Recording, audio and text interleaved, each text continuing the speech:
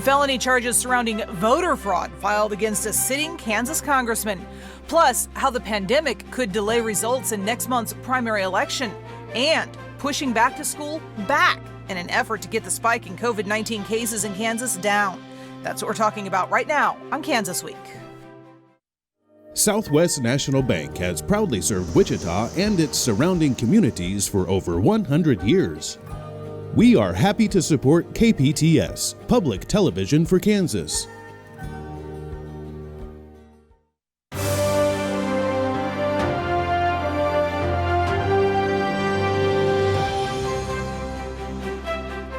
I'm Pilar Pedraza, and this is Kansas Week. The big story this week, the governor's announcement she'll be ordering schools to delay opening this fall until after Labor Day, all in an effort to slow down the current spread of the coronavirus. Not everyone is happy with that idea. Cake's Hannah Baker breaks it down for us. I will be issuing an executive order next Monday to delay opening of schools until after the Labor Day holiday.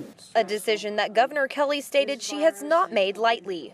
Kansas is at a make it or break it moment to reopen our schools. The announcement comes after the Kansas Board of Education approved an 1,100-page list of recommendations for schools in Kansas to reopen safely. Along with this, there's mandatory steps each school has to follow regardless of the district's decision on whether or not to enforce them that come directly from the Kansas Board of Education's guidelines, which include wearing masks, social distancing, proper hygiene, and daily temperature checks will be part of the new curriculum for schools. Governor Kelly stated if schools open as usual in August, the positive coronavirus cases in Kansas would spike even more.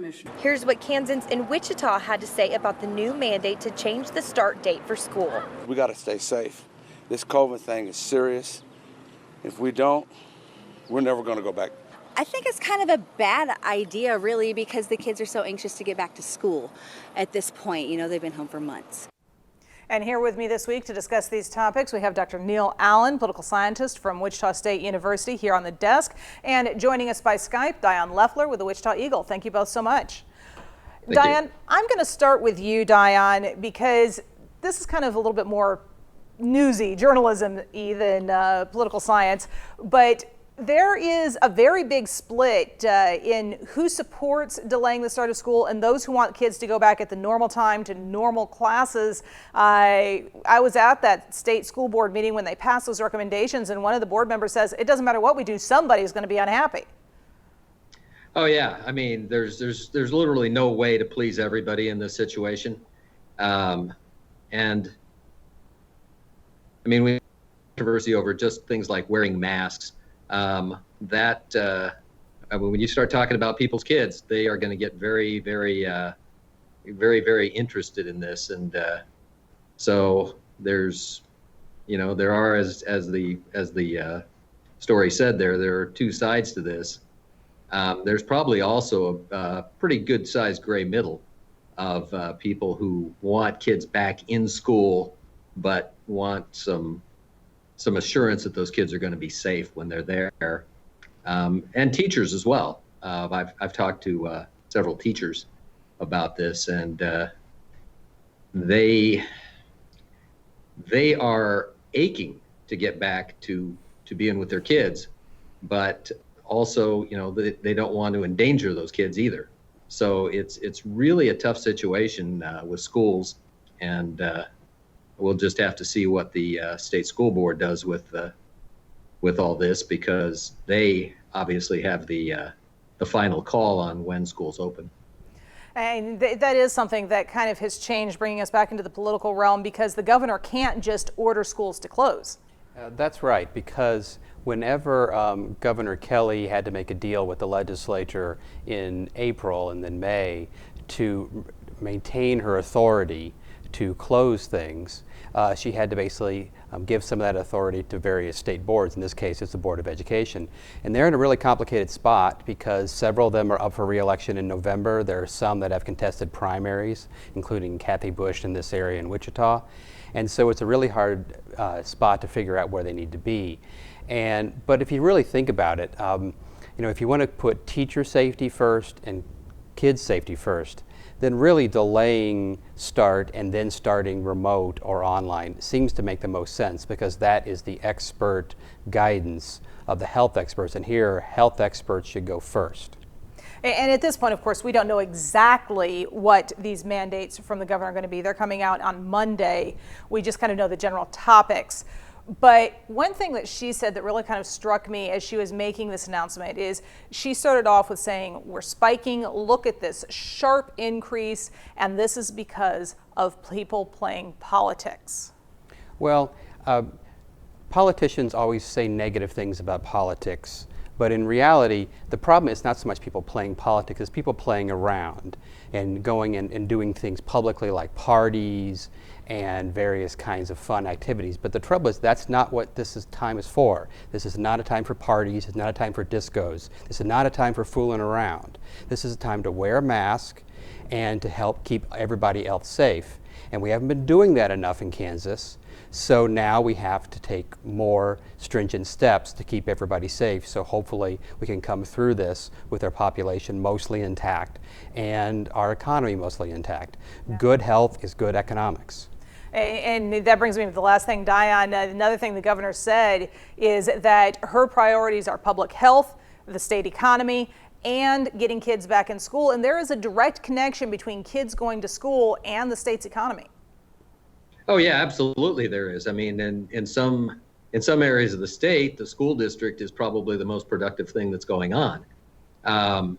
There's, the things are intertwined so tightly, and when you look at it too, it isn't really just the young children that we have to deal with here, but it's also the older students, the ones who are maybe in a community college or a technical school.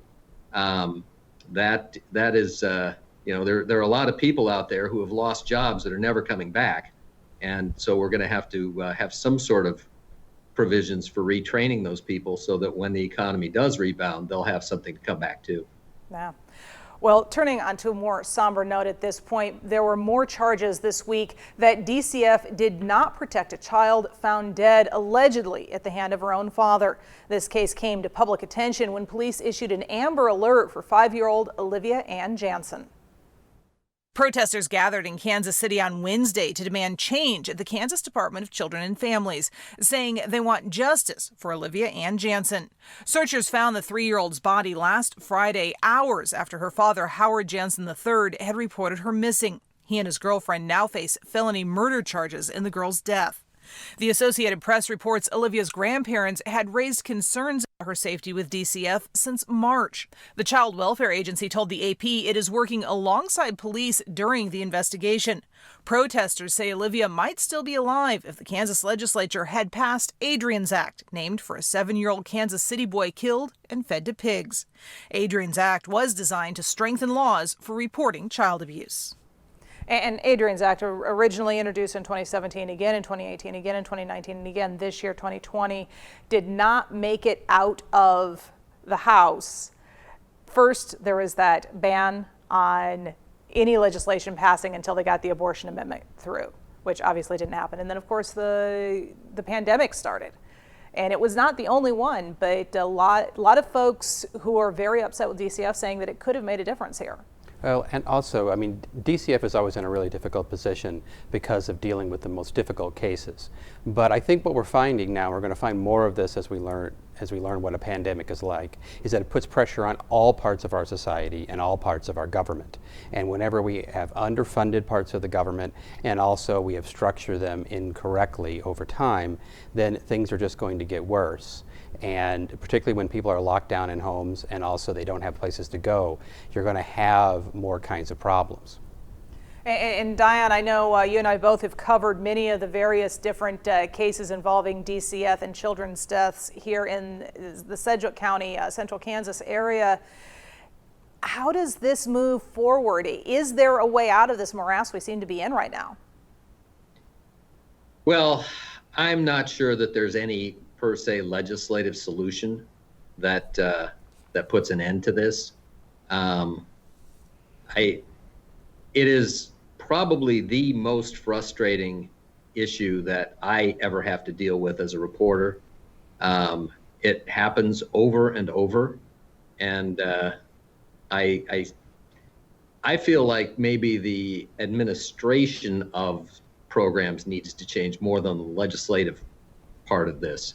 There is an awful lot of secrecy. There's an awful lot of confidentiality that goes into these cases, and some of that is necessary.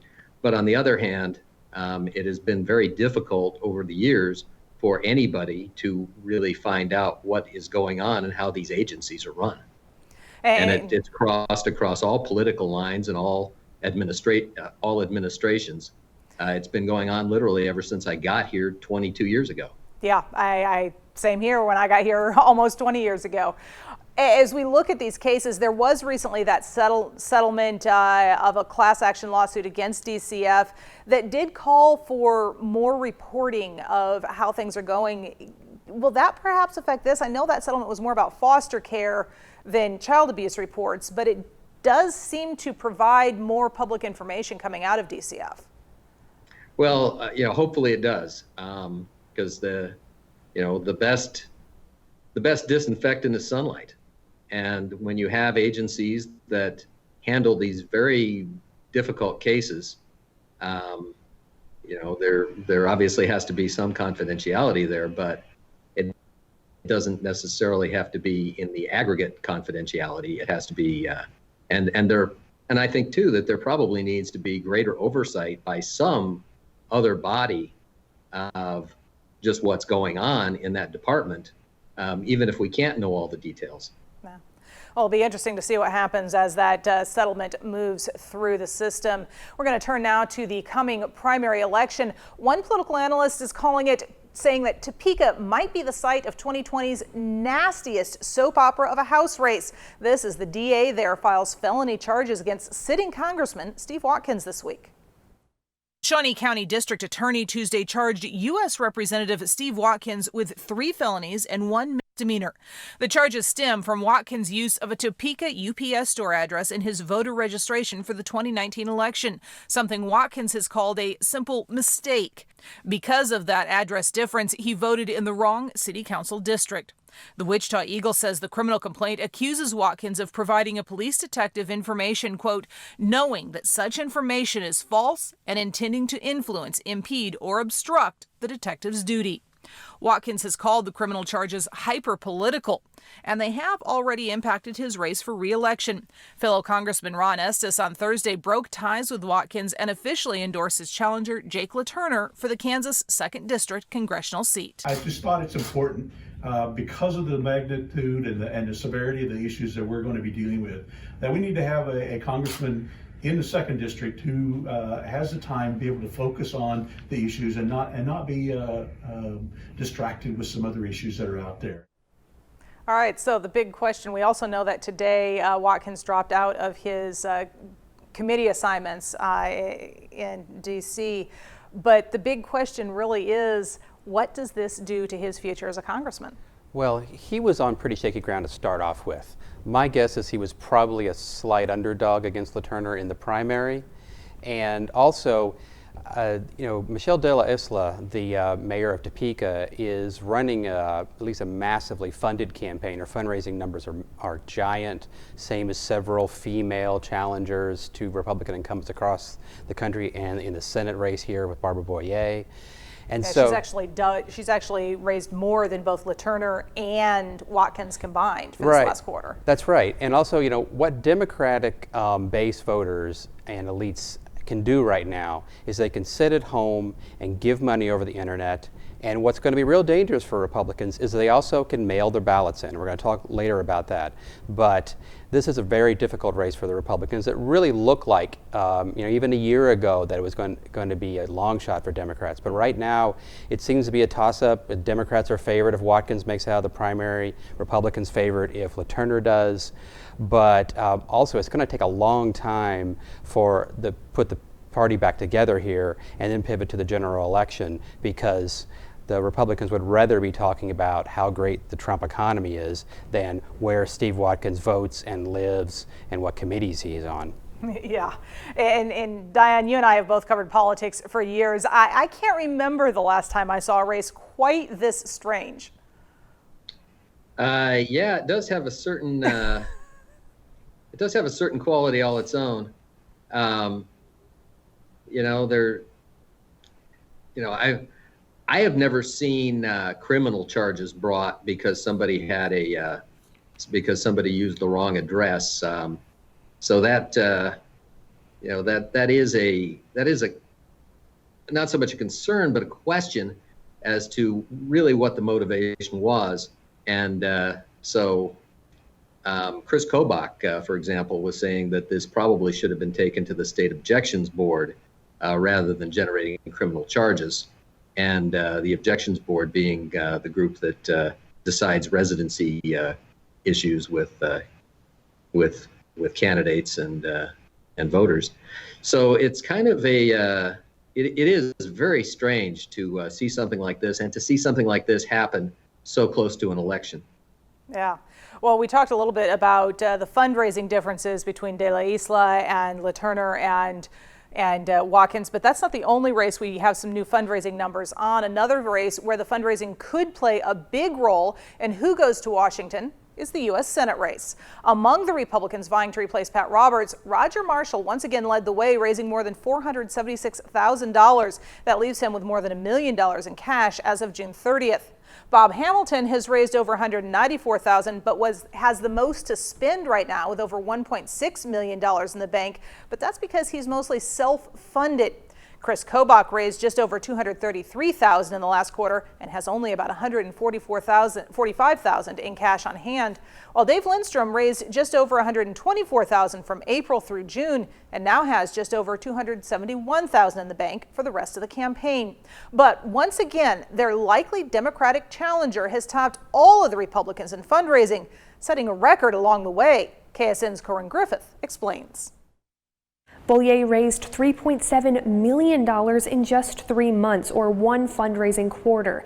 That's the most money raised by any candidate in one quarter in the history of the state. According to our political analyst, Dr. Bob Beatty, this is huge for Bollier, who left the Republican Party in 2018, because she can now focus on running her campaign and putting out TV and radio ads rather than raising money. Bollier is running against Robert Tillman in the Democratic primary election, but Beatty adds despite bringing in substantially more than the top 4 Republican candidates combined, Bollier's rivals are probably not concerned yet. The National Republican Party is going to come in and spend a lot of money in Kansas. Republicans are going to go crazy trying to keep this seat. Dr. Beatty says the extra funds Bollier has raised will be necessary for her to fight back against negative ads from the Republican Party. But it's not just the Republicans putting out these ads. A political action committee that previously supported Bernie Sanders has put out an ad seemingly pushing conservative voters towards Chris Kobach while calling Dr. Roger Marshall a phony politician. Dr. Beatty says this could be a tactic to win Bollier the Senate seat. The National Democrats would like to see Chris Kobach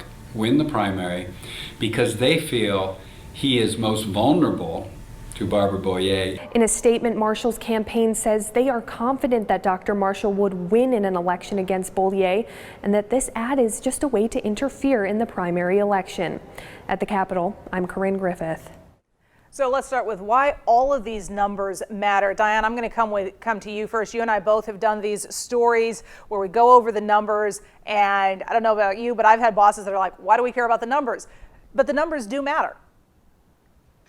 Numbers matter, but they don't matter as much as they used to. This is the post-Citizens United environment, and whoever wins the Republican nomination is going to have more than enough money. The National Republican Party simply cannot afford to lose this seat. If they lose this seat, then that would probably indicate that they lose the entire Senate. So all the stops will be pulled out, all the third-party groups will be coming in, and you know, I've sort of reached a point with this where I kind of shake every time I cover fundraising reports because so much of campaigns now is off the books. Yeah, very much. We had that one case with Bob Hamilton having so much more money, and that's because it came out of his own pocket, not necessarily fundraising. That definitely has changed in recent years. Well, there's long been self-funding candidates, but now what the kind of dark money universe does is it allows wealthy individuals to channel money into races where they're not necessarily running themselves. And but also there's a pattern here that Republicans across the country are not raising terribly well. And also Secretary of State, or former Secretary of State Kobach, has never raised very well. Marshall's fundraising was pretty good as a congressman, but it's fallen off recently. But also, yeah, there's going to be national money coming in here to save the Republicans. But if President Trump is losing re-election by 10 percentage points, 12 percentage points, which is a possibility, then Kansas is, you know, a extreme long shot at the presidential level for the Democrats, and Boyer will run ahead of Joe Biden. And if she can run ahead by 5-10 points, that might be enough. And the other issue too, as we're looking at this, is that we've got the so-called Kobach Factor in this race, with Democrats wanting Kobach to come in. If he wins the primary and Republicans pour money into the state, Democrats pour money into the state in response, Kansas wins economically. You could say that, although, and it wins in the sense that TV stations would win and ad firms will win, but also more and more this is all being done at a national level. And also the changes in the media environment mean that a lot more money goes to Facebook ads and things like that. Although we can also see with how things have gone with the Trump administration and the Trump campaign, is there are ways actually for Facebook ad spending to basically go into the pockets even more than usual of campaign managers. But it's going to be really interesting to see what happens here. And Boyer is the best Senate candidate that the Democrats have had in quite a long time. Well, we have been watching that race for over a year now, and we are going to keep watching it.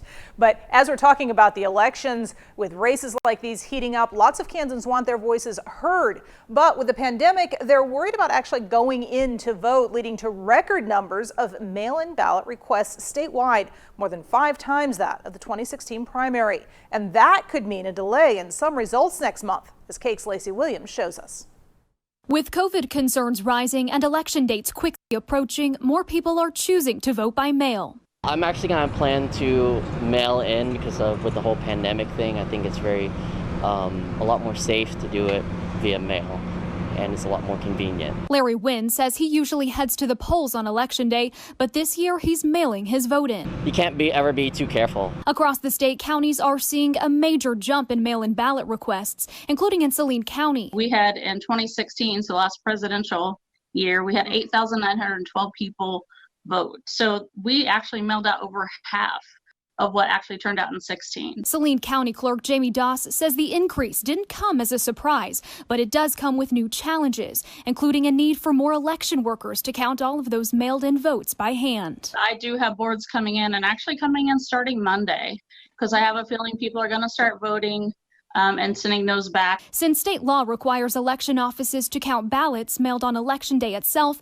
as long as they arrive by the next Friday, Doss says if there are any really tight finishes, we may not know the winner on election night. We've had those tight races, such as, you know, the 300 and some votes that we had in the Republican race a few years ago. I mean, that was really tight. So every vote does count. Which is why some Kansans say, despite the pandemic, they still plan to vote in person. I'll probably go down to the old courthouse, to the election office, do it, get it out the way. That way I ain't got to worry about it. And advanced voting is underway in some counties. Will get underway in Sedgwick County on Monday. But Diane, I'm going to start with you.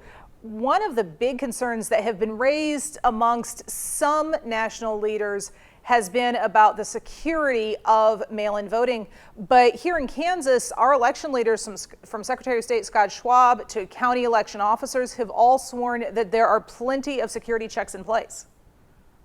Oh yeah, I mean, we've been mail-in voting for decades here. They've been pushing that, at least in Sedgwick County, for almost as long as I've been here. I think that those concerns, if you will, are a little bit more concerns about politics than they are about the security of the election. I mean, this is mature technology. We have done this before. We will do it again. There are larger numbers this time, yes. Those larger numbers could influence the outcome of races, but I really don't put much stock in the whole security issue because this is something that we know how to do. I mean, there are some states where mail ballots are very, very difficult to come by. You have to prove, for example, that you're in a hospital or something. But here, I mean, we've done this so much, we can do this. Yeah. Well, and Neil, as we look at this whole mail-in balloting issue, there is concern that we might not know the results of some races if they're really, really tight on election night. Oh, that's certainly true. In particular, when you look at primaries for state house races, I mean, there can be really competitive ones, and there might only be 4,000 votes. I mean, there's a 4-way Republican primary up in Newton for a House seat, and there, I mean, the winner might, even in a not that close race, could win by 100, 200 votes. But also, as citizens, we really don't need to know this information right away. And we're going to have this even bigger in the fall. And really, it's not election night anymore. It's really not election week anymore. It's going to be election month.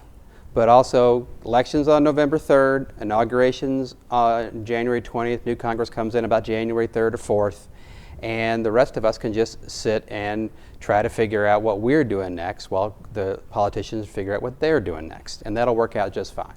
Well, and that's good news for me as a political reporter. It's going to keep me employed. Well, and also, we can be pretty sure that there's going to be a lot of things happening between now and then. But the key is also to keep in mind that voting is something that we do together, and we need to cooperate together even if we disagree. And mailing in voting right now is a way to keep ourselves safe, our election workers safe, and our entire community safe. All right. Well, Neil, Dion, thank you both so much for joining me. We'd also like to thank our news partners at KSN News, the Wichita Eagle, and Cake News for sharing their materials with us. We'd love to hear what you think. Just email us at kansasweek@kpts.org. For now, stay safe and have a great week.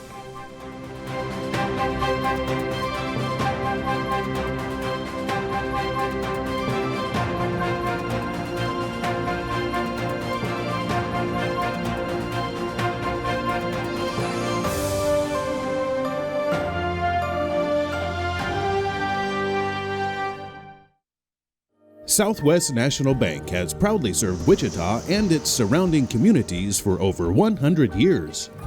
We are happy to support KPTS, Public Television for Kansas.